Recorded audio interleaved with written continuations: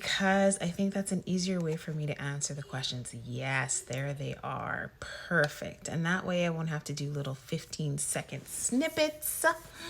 So let's get started. Okie dokie. All right. I am going to pick a question here. Oh, there we go. Hi, everybody. Hello, hello, hello.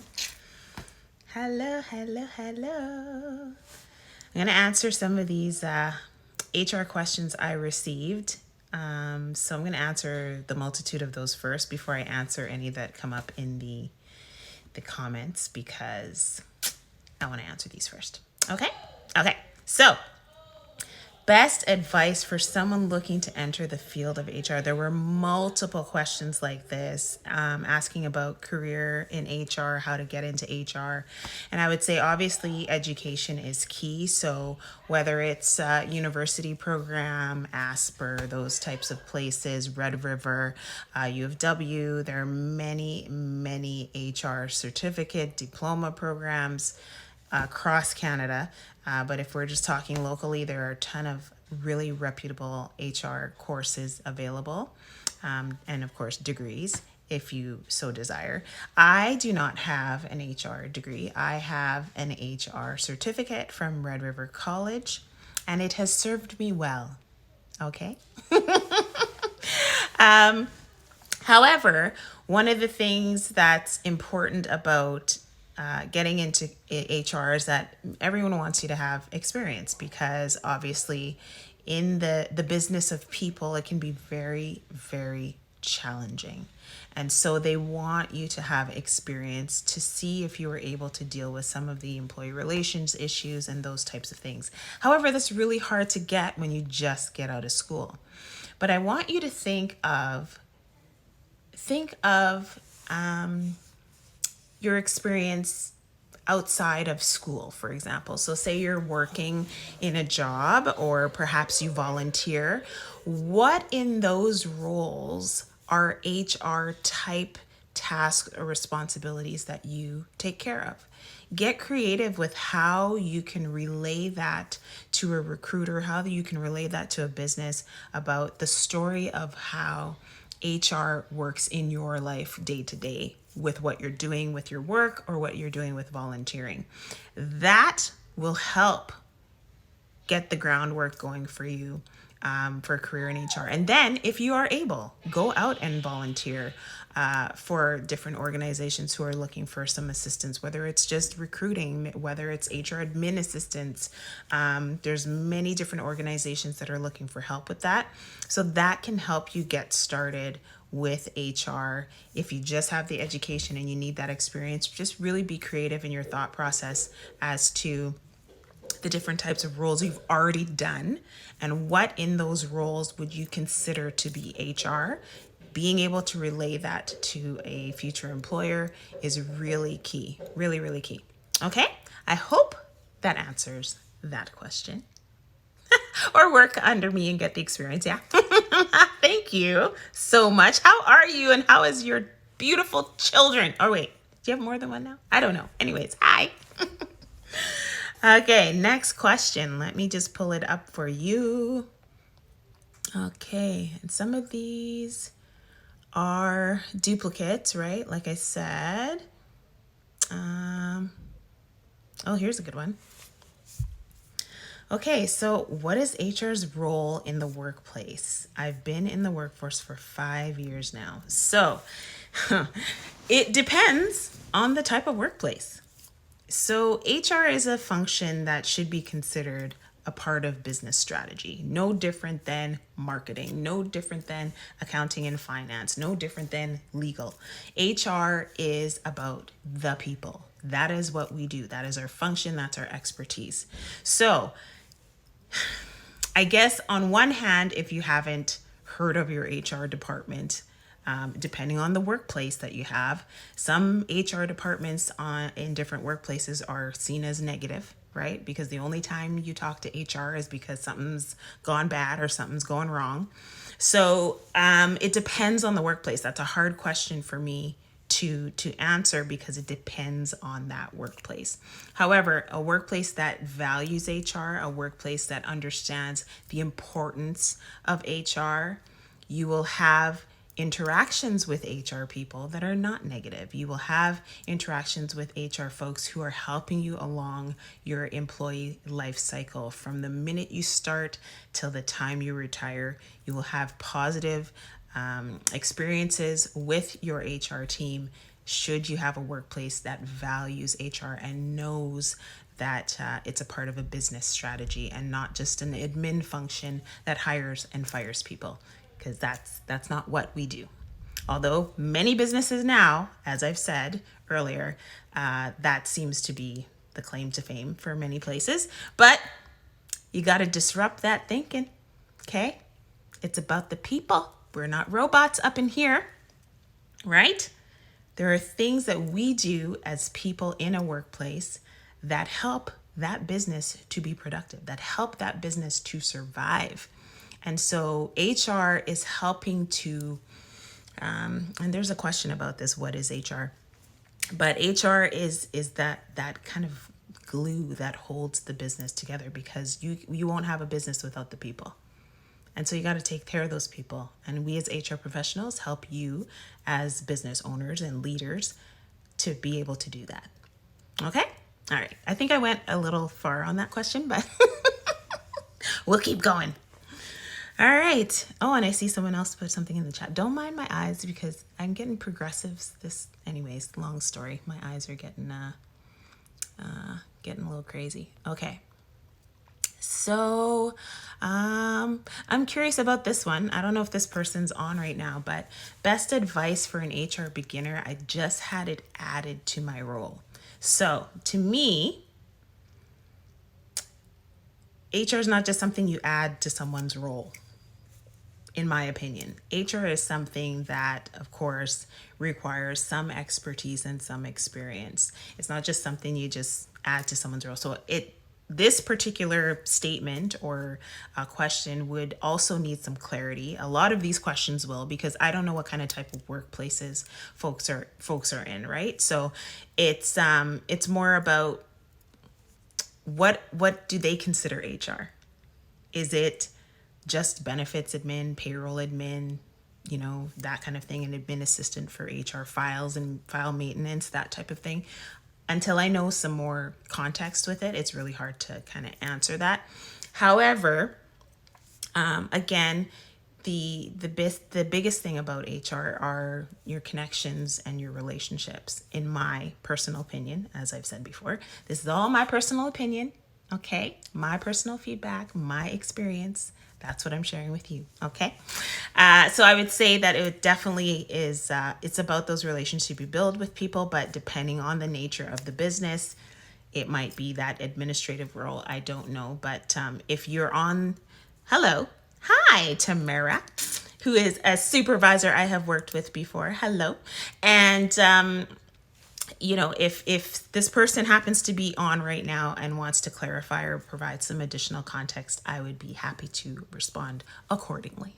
Okay, let's go on to another one. Oh, wait. Just had some HR responsibilities added to my role too, because there's a need in creating an employee handbook, and never done it before. So this is my problem with some businesses, right? It's like they just think HR is not, again, valued in the fact that it can just go to people. We can just pass it off to someone. And the issue with that is then that's where that value continues to diminish.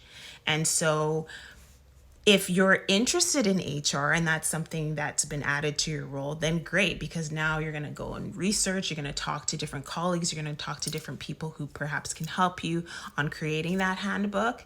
But if it's just like, say you're, I don't know, just in some sort of administrative role or what have you, and now they're like, okay, so now can you do the benefits piece and, schedule trainings for people and all this kind of stuff. And it's something that you're not interested in or have never been interested in, and now it's just something that's off the side of your desk, then I don't know. That's a tough one. But you know what? You should DM me and we can talk some more about that. Oh, Tristan. Hello, sir. Ah, miss ya. We need to open those gyms. Get that OTF open. Anyways, let me continue on to some of these questions. Again, some of these have already been answered because a lot of people were asking about how to get into a career of HR. But this one here, so tips on how junior HR folks can be successful in their role. And I think with any role that you're junior in, taking initiative is key. And also, if you are able, speak to someone who is an experienced professional. So get yourself into a mentee role with a mentor and have that, once every month kind of conversation with a mentor that can help you elevate your HR skills as you continue on in your career. But it's definitely a really good idea to take some initiative with different aspects of HR that you are able to take initiative with in your organization. Ask the questions, offer different solutions, be creative. I think a lot of people get so caught up in the textbook kind of way for HR, but again, we're human beings and we're people, and the fact that HR is about humans, again, not robots, you can't just throw a textbook at it. It's not always going to work. And anyone who's been in HR and is in HR knows that a lot of the times the answer from an HR professional is, it depends. And it depends because that's the nature of people, right? But if you can get a mentor or have HR professionals that you are linked on LinkedIn that you've networked with and you want to ask questions, don't be afraid to do that. That is going to help you level up what you do in your workplace, depending on what you're allowed to do in your workplace, of course. Right? Yes. Who? Oh, there's more. Hello. Interviews, networking. Yes. HR, they seem to pair HR with marketing often. Not really sure why, but they do. I mean, for a long time, I could say that I consider HR to be internal PR in a way, right? Having public relations skills is really valuable. Having social work skills, similar social work skills, is a value as well. There are a lot of potential discussions that you have as an HR professional that can be mentally and emotionally exhausting. And so being able to have those skills can be very, very, very helpful. Did I study HR at university? So no, I did not. I went to Red River College. Yay. Woot woot. And I got my HR certificate from there. And then, of course, I've continued on with various courses. And back in the day, CHRP, but now it's CPHR. And we can get into that in a second as well. But let me just keep rolling through a lot of these questions that came in. This is for folks. Okay, here's a good one. Did COVID impact your decision to change focus from in-house HR? So no. This is something that's been on my brain for quite some time. I have been an in-house HR person for the last 20 years. So now to be able to be on the other side and consulting and truly outside of a corporate structure is really refreshing, and it just happened to be awesome timing. And that's where I'll leave that. But continue to ask questions, please do. Keeping going. They're so all out of whack here. It looks like there's a couple of people who had asked multiple questions and it's not showing them in order.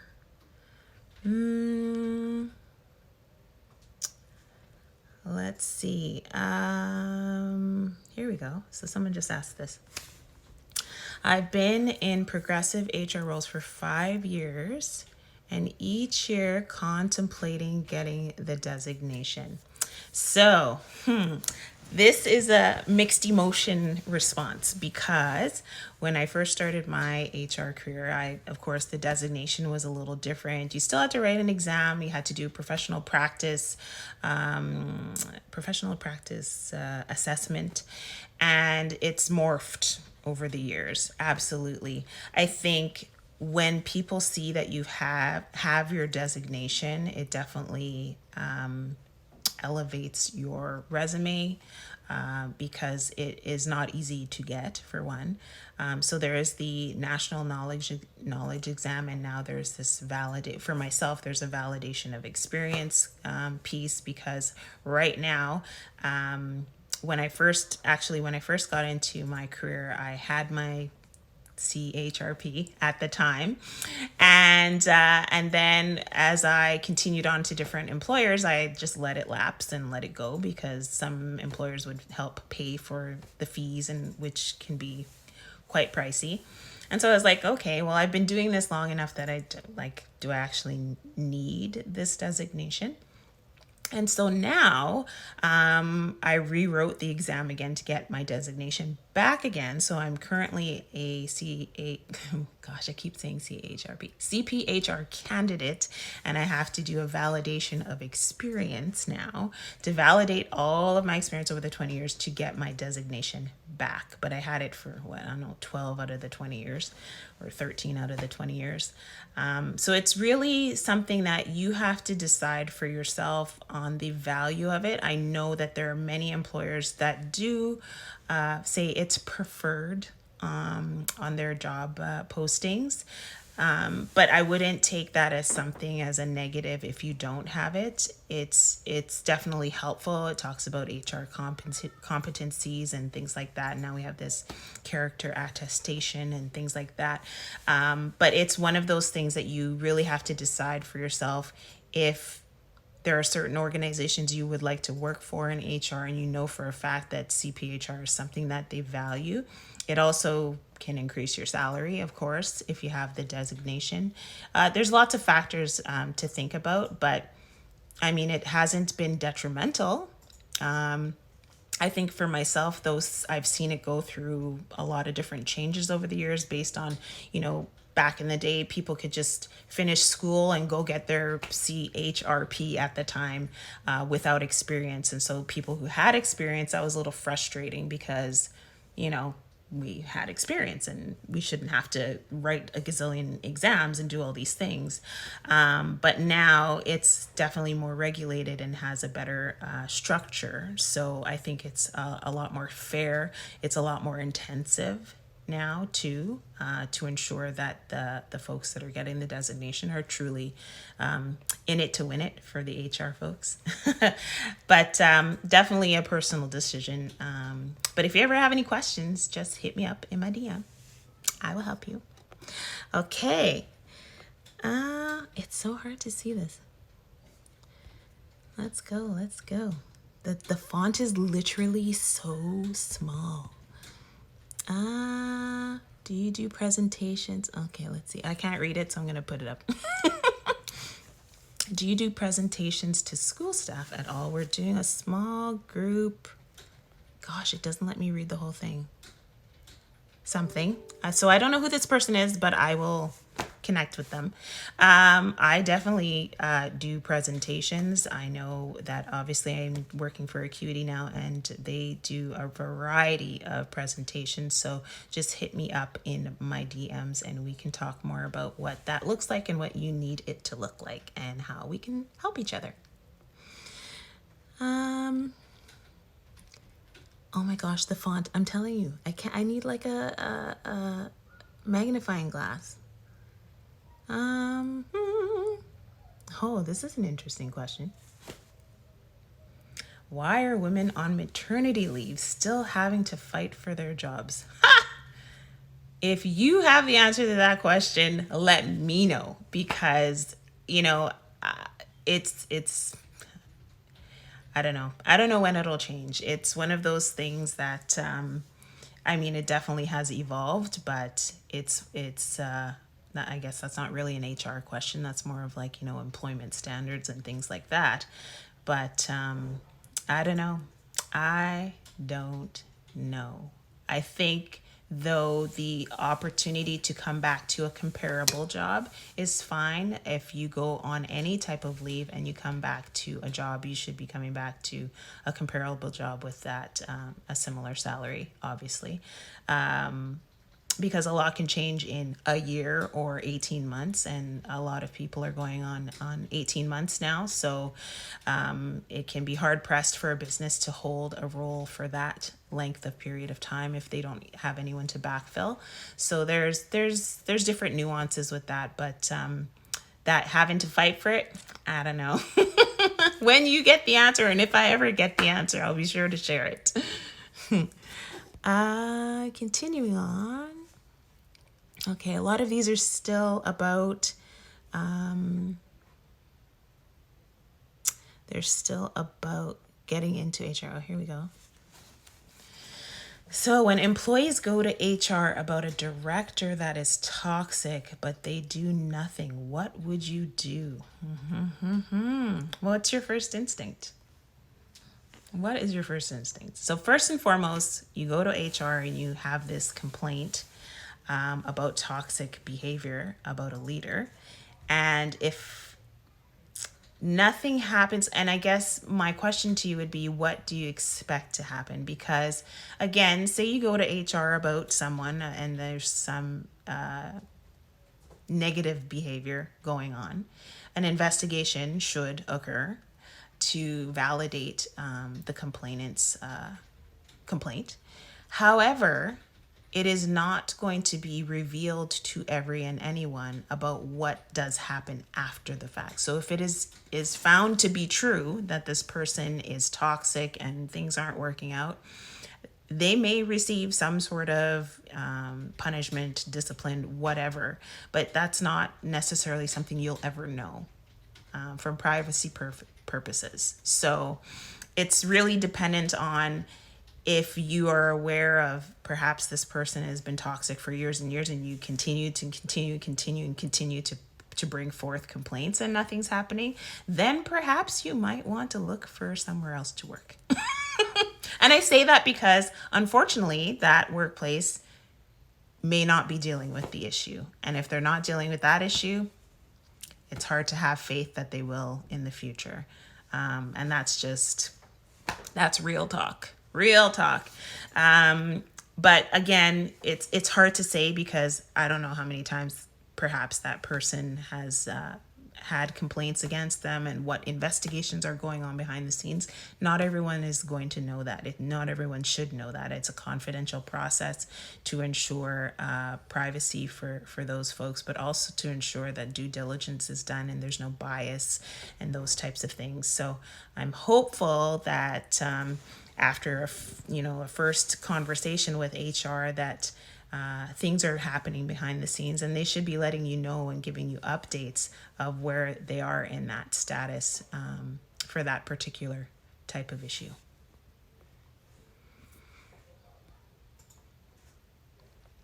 Oh, here's a good one. Do you see HR more as serving the employee or the employer?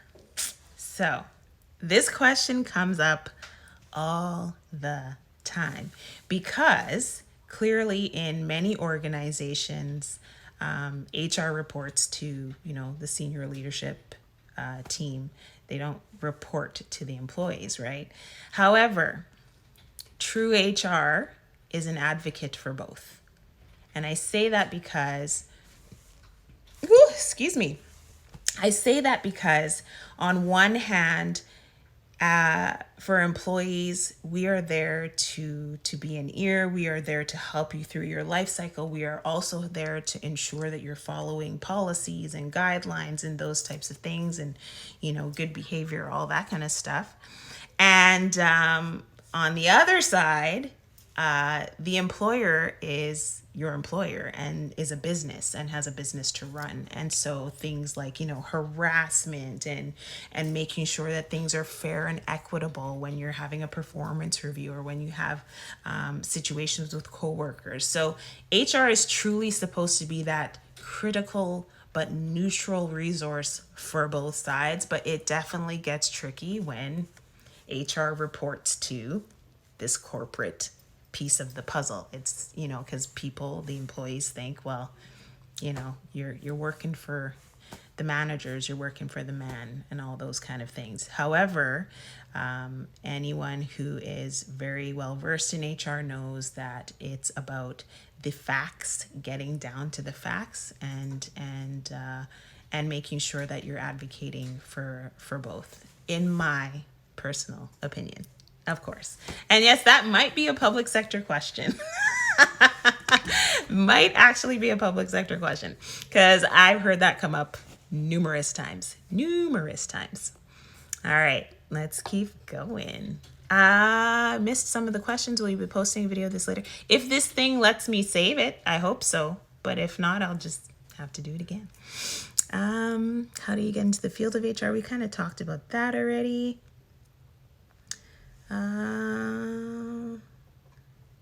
Typical, this is, again, I think I answered this earlier today or yesterday. What does a typical day look like in terms of tasks in an HR role? So, I did answer this yesterday, I think. There really are no typical days.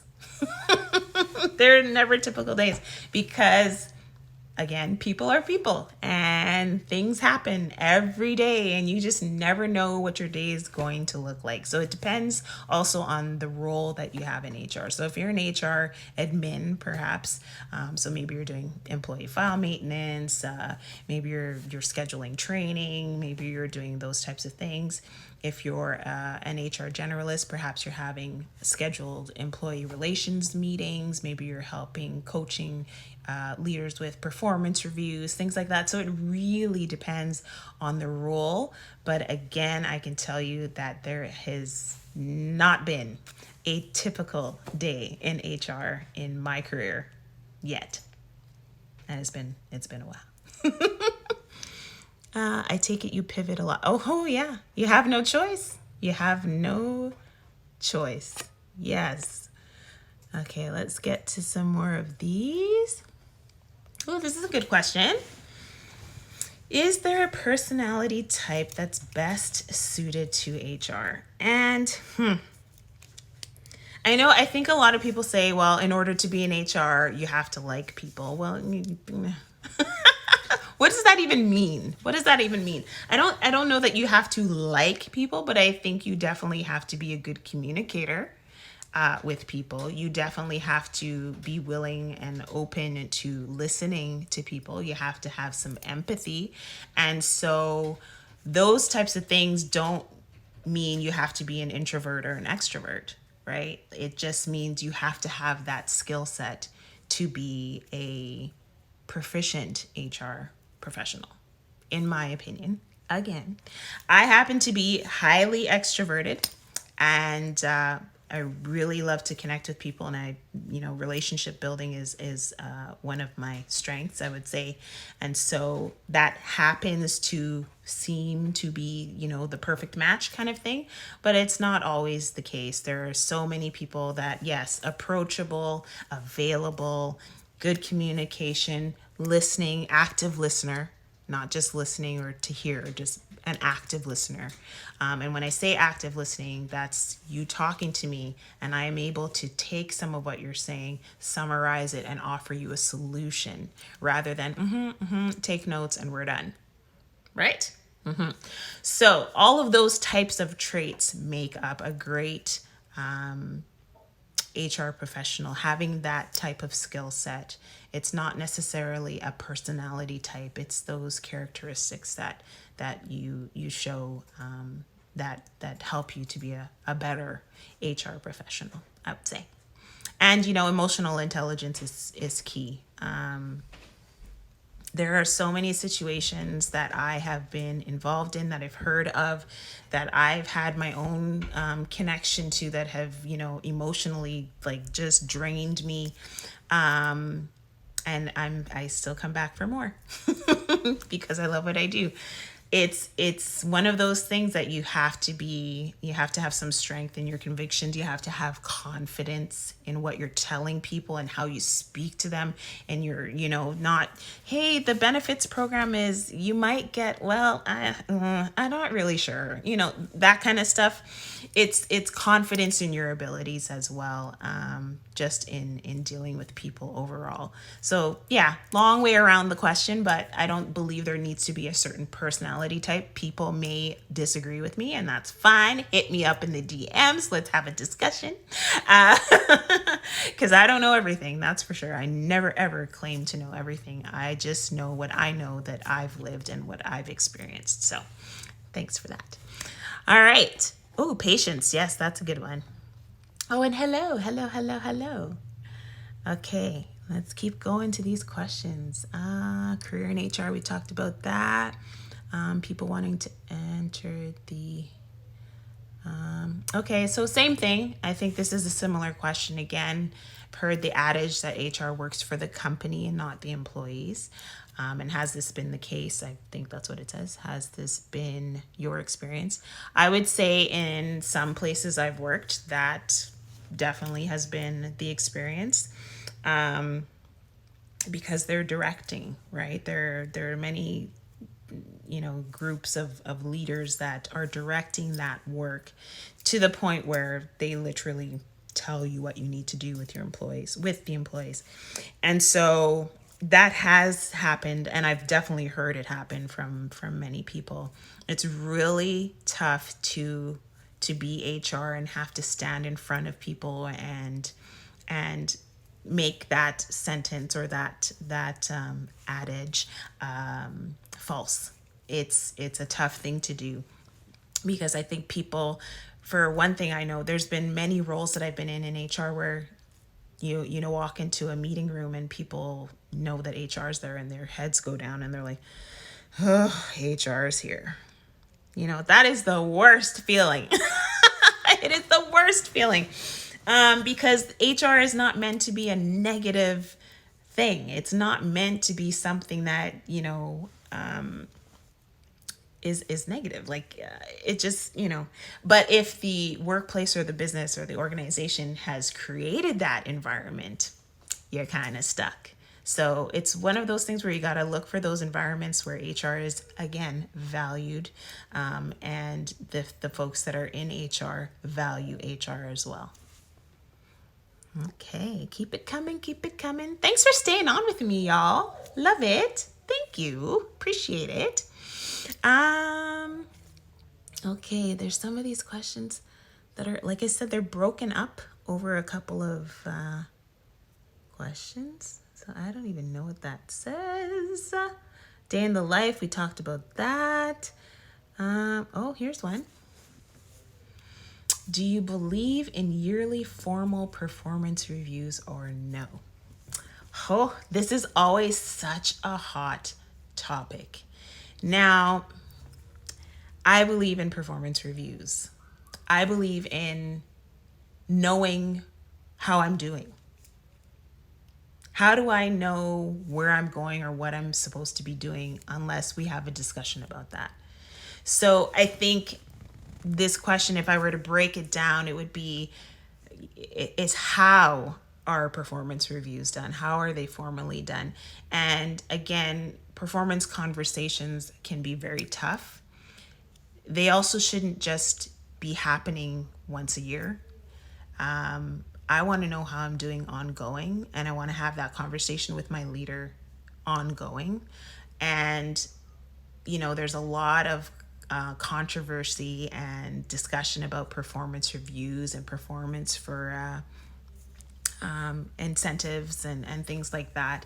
And it's a tough thing to discuss, because on one hand I can see, yes, you want to do the annual performance review, and once you get your performance review, then you're going to get your merit pay or whatever, and you're going to get a salary increase and all these kind of things. But at the same token, I want to know how I'm doing throughout the year, and I don't want to wait till the end of the year for you to surprise me with all these things that apparently I did or did not do in order to get a raise. Like, to me, that just doesn't compute. I want to know how I'm doing, and I want to know what are some of the things that you think I'm doing well. What are some of the things I think you, leader, are doing well or not doing well, and how I'm going to develop in the future. What's my next step in my career? All those kind of things should be happening ongoing, and not just that once a year, on your anniversary date or whatever that time is. It's a tough call because there's so many organizations that have different perspectives on how that should be done, and so it's hard to talk about that one. But that my personal opinion is that there definitely needs to be some sort of performance conversation that happens, and I think it needs to happen multiple times during the year, not just once at the end of the year, or like I said. How do you set proper parameters for performance reviews and yearly goals? How do you set the bar? Well, from a business perspective, that's dependent on your business. What are some of the goals you have for your business? It's the people that will then help drive those goals, right? So if you know for your business, I have to reach this goal in order to get this budget and those kinds of things, what are the items and the tasks and the responsibilities that need to occur in order for that to happen? And that's where you drill it down with each employee as to how they can help that happen. But they have to be invested. They have to have a conversation with you where they feel that it's not like, well, you're going to make this happen so I can reach my goal. No, they need to see the investment and the incentive for themselves to help you reach that goal as the business. Obviously, increased efficiency, increased productivity, all those kind of things, increased revenues and profits. But if they are not a part of that conversation from a perspective where they have some investment in it and some insight, then it's not going to matter. So I would say it's all dependent on how it's communicated as well. But again, message me if you need some tips and tools on how to do that. Do I ever do mentoring to those new to HR? Would love to pick your brain. Absolutely. Sure do. Absolutely. Message me. Okay. More questions. What's this? How have you dealt with the stigma of HR all these years? Yes. So I mean, this can be taken however many ways. The stigma of HR. I think maybe you're referring to how sometimes HR is just like, negative, or perhaps, we are just the firefighters or just the admin people, or we just fire and hire people and that's it. That stigma, I think for me, how I've dealt with it is I've stayed in the profession to disrupt that thinking. I have stayed in this profession and in HR to help disrupt that thinking, because that's, the stigma of HR needs to go away. There again, if, as I said in the beginning, it's more of being connected with the business, being strategic, knowing that the business runs and is successful because of its people, and we as HR are there to help facilitate that. We're there to help implement. We're not there to make decisions, but we're there to guide. We are there to provide risk management. We are there to ensure that you can, through those people, elevate your business. That's it. So the stigma can go away. But I'm still doing it because I believe in disrupting that stigma. Absolutely. Is that Samosa? I see Samosa. Hi, Sony. Okay. What else we got here? I don't know what this says at all.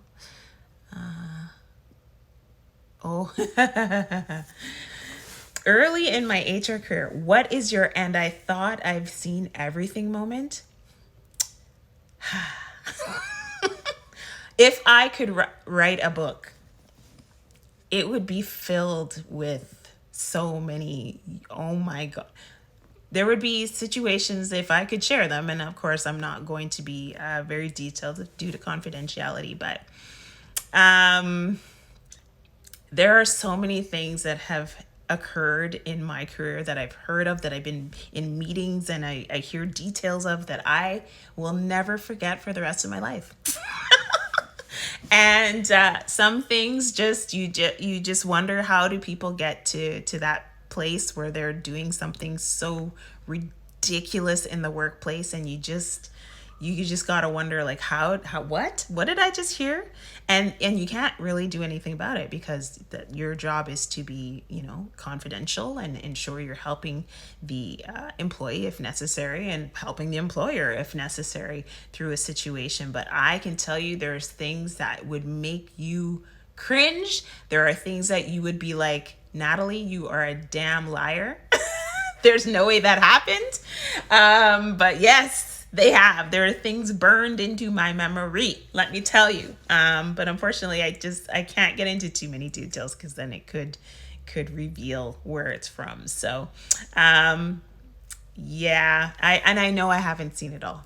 But I've seen some friggin' things, let me tell you. Okay? Let me tell you. What else do we got? How do you move away from traditional HR to strategic? So again, that's one of those things where it's dependent on your confidence level, and who you have as a team, and who you have as supports, and who you have as your leader. If they're willing to try new things, if they're willing to be creative as it relates to HR.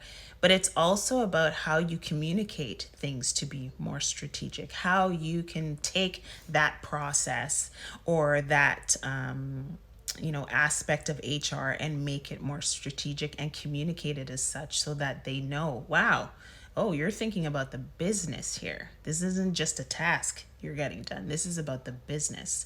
So I think there's many ways to do that, but you also have to be part of a willing organization with willing peers and colleagues and leaders that are going to work with you in order to make that happen. But they have to hear it from you first. So if you have those ideas, share them. Again, I would hope that the organization you work for would appreciate that and help you through that. But it's really about getting creative, and ensuring that you give that communication as to what does strategic look like for a business when it relates to HR. And I mean, HR is so many things, right? HR is like this big umbrella. You've got organizational development, you have training and development, you have compensation, you have payroll and benefits, even though some people would say, no, that's finance. Meh, it's HR too. Employee engagement, you have something really big in the last few years, change management. It's huge. There are so many different aspects of HR. So just to kind of generalize it here tonight is a little tough, because there's so many different avenues and aspects that the Jets game. My daughter's losing her mind. Sorry about that. Do you deal with or moderate employee complaints? All the time. I don't know what more to say on that. I mean, people are you're in a workplace with a lot of people, in a workplace setting with a lot of people. Lots of things happen. Conflict happens often. Some people come from different cultural backgrounds, and how they respond to certain things is different from how others respond to things. There's always a moment of someone who doesn't like something. And so from an HR perspective, yeah, we get kind of being the complaint department sometimes, but a lot of times they could have been avoided. It could have been prevented. It's all about how it's communicated, how the leader communicates. Excuse me. And things like that. So yeah, I definitely deal with them and moderate them. And sometimes they're not fun. Keep going. Some water.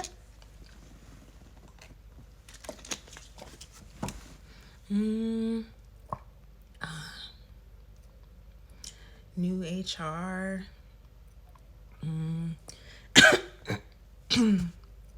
What made me get into HR? Oh, similar questions. So What made me choose HR as a career? I think it was just a natural thing. So back in the day, I used to do inside sales and things like that, and then I was offered excuse me, I swallowed something. It's driving me nuts. I was offered an executive assistant role that had some HR duties attached, and it just was a natural progression, and I've loved it ever since. I've moved progressively through a variety of roles. So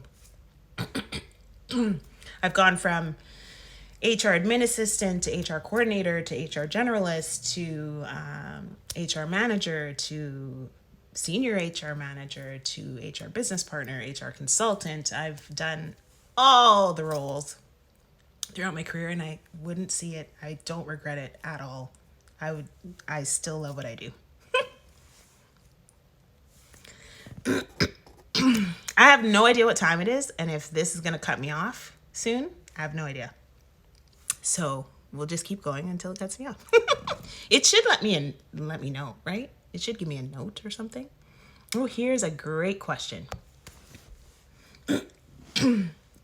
Has anyone ever called into question your online gig while holding an HR job? No. No. And you know why? I've always been very upfront and transparent about what Peg City Lovely is and what I do. If that becomes a problem, then it becomes a problem. But I'm very mindful of my online voice.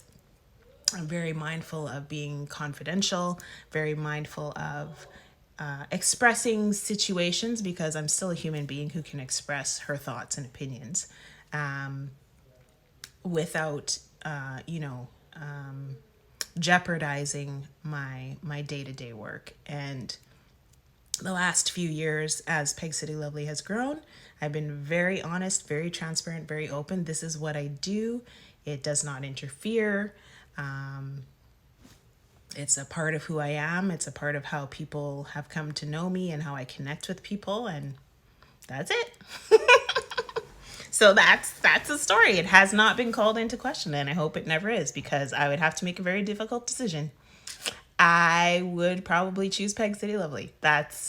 Yeah. Honestly. Because it's a part of who I am, and it's not something that and what you see is what you get. Like, it's not like Peg City Lovely's over here and then I walk into a workplace and I'm completely different. It's Natalie all the way through. It's just a different side of me that people get to see. And thank you, Sam. I do love to balance both. And, I use scheduling software. I use all sorts of things. My daughter helps me out. She's like my mini virtual assistant on Peg City Lovely stuff. And so a lot of people are like, oh, it's like you're on there all the time. It's like, no, I'm just really, really good at making it look like that.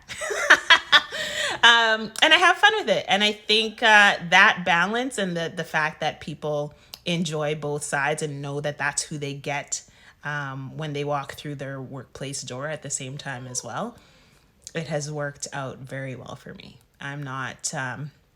And I think most of you know, who have been following me for a while, I keep it light, I keep it positive, but I also keep it real on things that are happening in life. And that's because it's life. There's no persona here. There's no acting. There's no, just how I'm speaking to you now on this platform about HR is how I speak to people in the workplace as well. So it hasn't been an issue, and I hope it never is, because it's a part of who I am, and it's been awesome.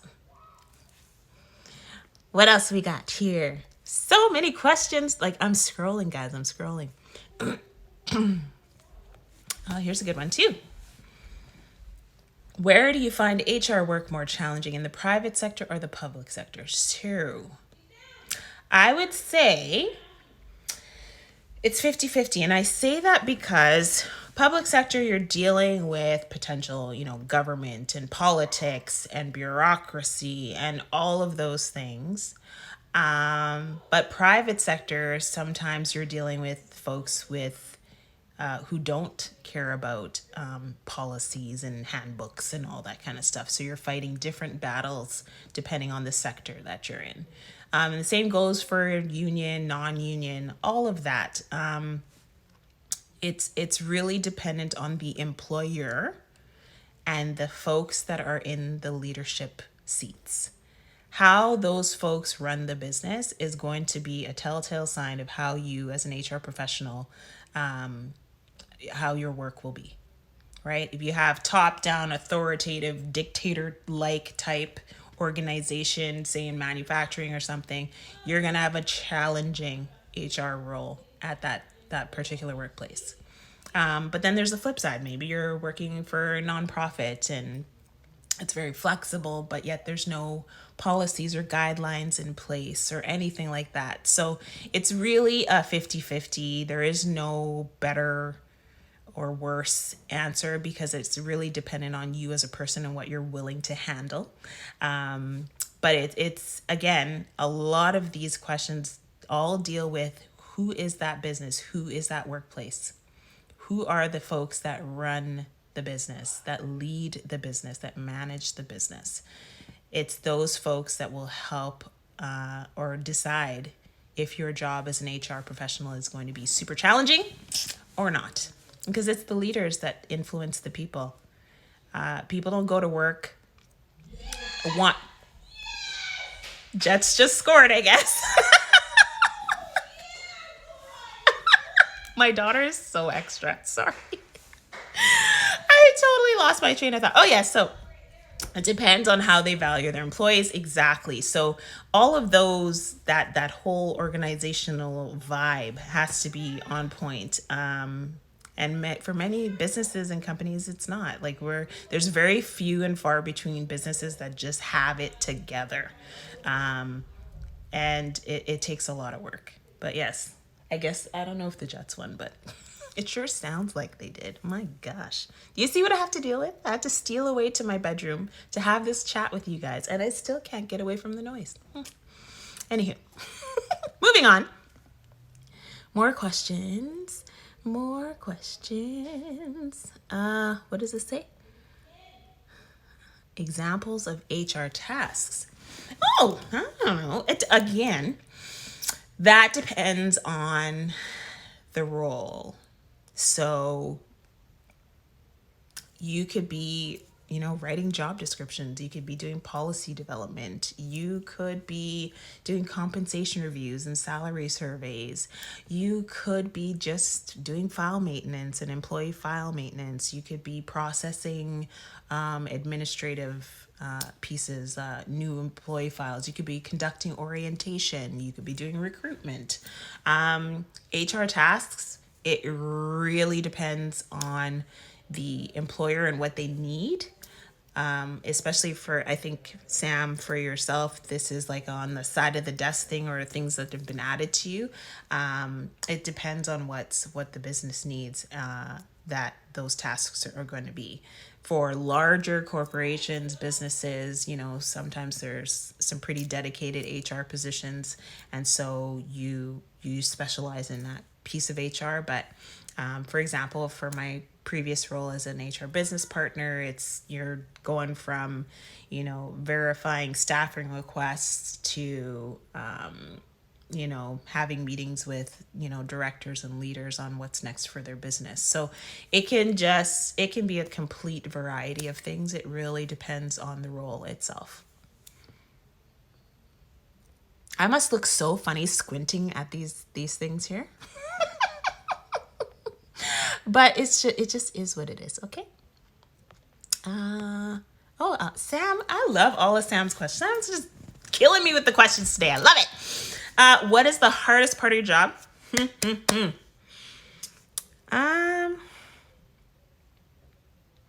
Sometimes I would say the hardest part of my job is not being able to do more. As an HR professional, we are not there to be the decision makers. We are there to help facilitate or execute or implement the decision that the business has made. And there are many business decisions perhaps that in many organizations where perhaps HR isn't valued, that I have not been on side with that I have to still facilitate. And so that can be very difficult because we're not the decision maker, right? We are there as a resource. That's why it's called human resources. It can be, there's so many parts that can be tough. There are times when you're dealing with employees who are going through some extreme personal challenges, and you have to hear these things and listen to these things and provide some coaching and guidance, and give some referrals as to where to get more guidance. And you just know these folks are going through something horrible, and there's not much more you can do.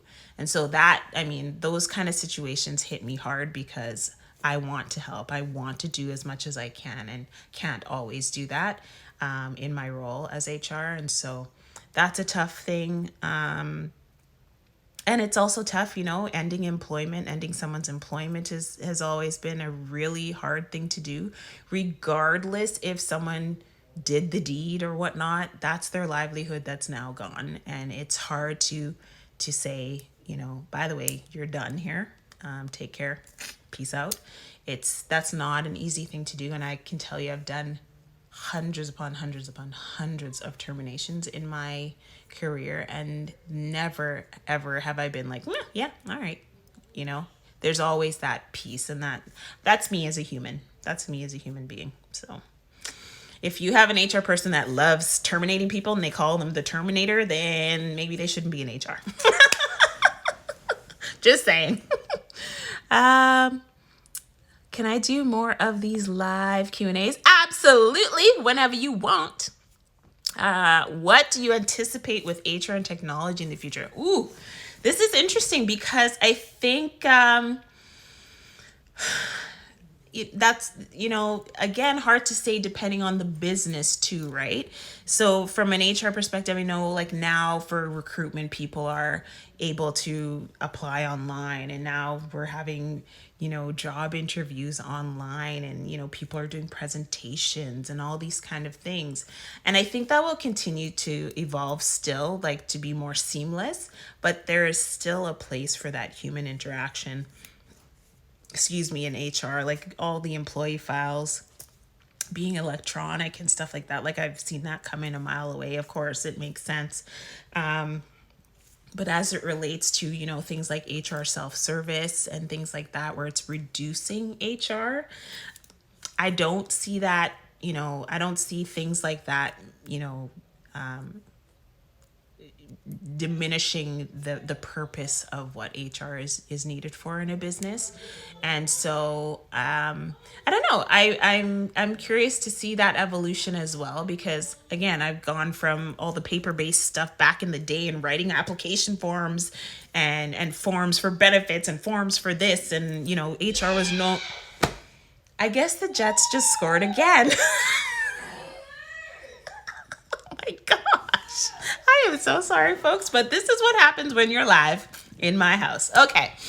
So the evolution of HR is going to continue. And I think there will still be that need, that aspect of the human interaction. People will need that. And of course, now with the pandemic, it's been very different. Having to do everything, online has changed a few things, but the premise of HR still remains the same. What else do we got here? Future of remote work. Oh, the Jets did win? Awesome. Okay. What do I think the future will be for remote work? I think many businesses have had to pivot, as they say, and figure out how remote work will be a part of their business from this point forward. Say a few months from now, we're back out of code red here in Winnipeg, and we're back to, say, code orange or whatever, even less than that. And people are starting to go back to workplaces. I think a hybrid type of situation may occur where people will start being able to have some more flexible schedules with working from home versus working in an office. I think because of the pandemic, there's going to be a lot of businesses who have to do that. You know, some of their spaces, their leases, their all of these things have changed. You know, we've got buildings that have sat empty for what, 10, 12 months now, almost 12 months now. So I think remote work from a perspective of still being connected with people, how to team build while you're working remotely are important. Taking those breaks, not doing back to back to back to back to back to back to back Zoom or WebEx or Teams meetings and getting digital overload. There's a lot to play around with in remote work, and I'm excited to see that because we've had no choice, and so now it's going to be very interesting. But the flexibility piece is huge for people because there were so many businesses that said we could never work from home. Nope, nope, nope, nope, and now they had to, and they did it, and they've done it. So now what? Right? That's what I'm curious to see how some businesses deal with that now. That kind of fallout. What else do we got? Jets one. Oh, there's so many here that I can't read because they're so small.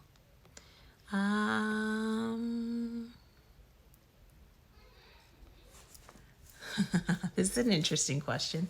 How do you deal with HR managers that have no HR experience and are always trying to shore things up? Okay, so I think it's tough for, there's been many cases where I've seen HR folks who have never taken a course in HR and they're just in HR based on, their progression in a company.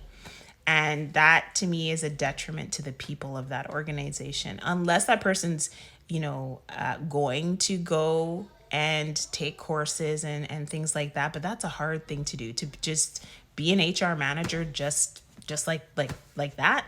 I don't know. And that's a testament to the business too, to put someone in that position. That's a tough position to put someone in. Because there are things that you have to understand. There are legalities, the employment standards, there's legislation, there's policies and guidelines and things that in my profession I have to stay up to date on. And to just throw someone in that position without any courses, any education, nothing, I feel for the business that does that, because why would you want to do that to the people? Why? Question. All right. I probably missed a whole bunch of questions in here, but I know it's getting late. I have no idea how much more time I have on here, everybody, and I'm scared that I'm going to miss something or not answer someone's question in a timely fashion. And I hope this friggin' thing saves. I think it will. It better. So again, I think I'll just go back to I'll wrap up for now. HR is a fascinating field. You have an opportunity to really be a part of something special if the business that you work for values HR and wants to see HR as a strategic business partner.